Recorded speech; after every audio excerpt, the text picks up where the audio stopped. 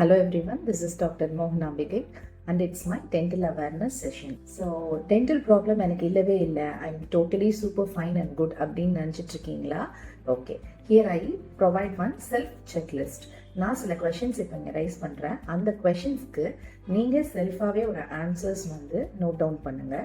அதுலேருந்து உங்கள் dental health எப்படி இருக்குது அப்படின்றத நம்ம அசஸ் பண்ணலாம். இந்த ஆன்சர்ஸை அட் ப்ரெசென்ட் உங்கள் லைஃப்பில் எப்படி இருக்கீங்களோ அப்படி நீங்கள் அதை ப்ரெசென்ட் பண்ணக்கூடாது. உங்கள் நினைவு தெரிஞ்சதுலேருந்து உங்களுக்கு உங்கள் பற்கள், வாய் ஆரோக்கியம் இதோட சம்மந்தப்பட்ட விஷயங்களை பற்றின ஒரு செல்ஃப் செக்லிஸ்ட்கான ஒரு கொஷின்ஸ் தான். ஸோ இதை உங்களுடைய பாஸ்ட் லைஃப்லேருந்தே ரிலேட் பண்ணி ஆன்சர் பண்ணுங்கள். நம்பர் 1, நீங்கள் 2 times ப்ரஷ் பண்ணுறீங்களா? Once in a morning, once in a night. இல்லை அப்படின்னீங்களா? ஓகே, அப்படி பண்ணுறீங்கன்னாலும் ஓகே. இல்லை நான் 1 time தான் ப்ரஷ் பண்ணுறேன் அப்படின்னு சொன்னீங்கன்னா, is it a brushing time immediately after you wake up? அப்படியா?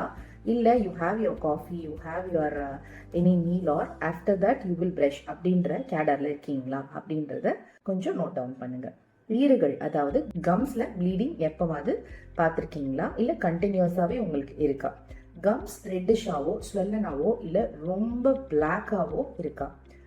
நீங்கள் ஃபுட்டை நல்லா சூ பண்ணி சாப்பிட்றீங்களா? சூ பண்ணி சாப்பிட்றீங்கன்னா 2 பக்கமும் நல்லா சூ பண்ணி சாப்பிட்றீங்களா?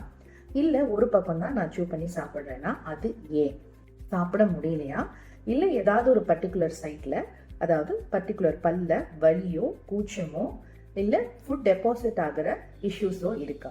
நீங்கள் நல்லா 2 சைடும் சூ பண்ணி சாப்பிட்டாலும், ஒரு சைட் சூ பண்ணி சாப்பிட்டாலும் எனக்கு சில உணவு வகைகள் பல்லினுடைய இடுக்கில் மாட்டிக்கும் அப்படின்ற கம்ப்ளைண்ட்ஸ் இருக்கா?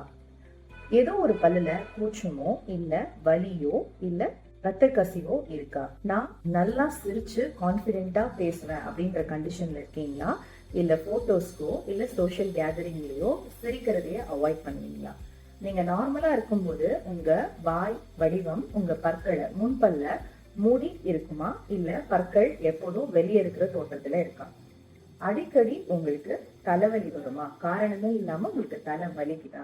இல்ல சைனசைட்டிஸ் இஷ்யூஸ் அதிகமா இருக்கா? அப்படி இருந்ததுன்னா அதையும் நோட் டவுன் பண்ணுங்க. அண்ட் காது வலிக்கிற ப்ராப்ளமோ இல்லைன்னா அடிக்கடி digestion issues, stomach upset, constipation அந்த மாதிரி இருக்கா?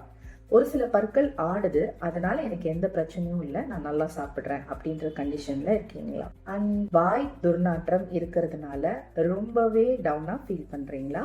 உங்க ஏஜ்க்கும் உங்களுடைய லுக்குக்கும் கொஞ்சம் இர்ரிலவெண்டா இருக்க மாதிரியும் அண்ட் நீங்க கொஞ்சம் ஏஜ்டா ஃபீல் பண்றீங்களா? இந்த எல்லா செக்லிஸ்ட்கான கொஸ்டின்ஸ்க்கும் நீங்க ஒரு ஆன்சர் எழுதும்போது நீங்க கம்ஃபர்டபுளா உங்க ரொட்டீன்ல ஃபிட்டா இருந்தாலும் இதில் வர நெகட்டிவ் ஆன்சர்ஸ் மோர் தென் 2 இருந்தாலே you have a lot of dental issues. So all these things and all these checklist you cannot keep monitoring. That's why every human being, since from first teeth eruption to life end, they need 6 months once dental checkup. So the dentists are not only to extract your teeth. Nowadays dental treatment is more advanced. By this way உங்களோட teeth எல்லாம் life long save பண்ணி கொடுக்கறதுக்காக இருக்கும். So every 6 months do follow dental checkup and keep this checklist always. Keep yourself with positive answers. Thanks a lot. We'll continue with lot of dental awareness sessions. Thank you.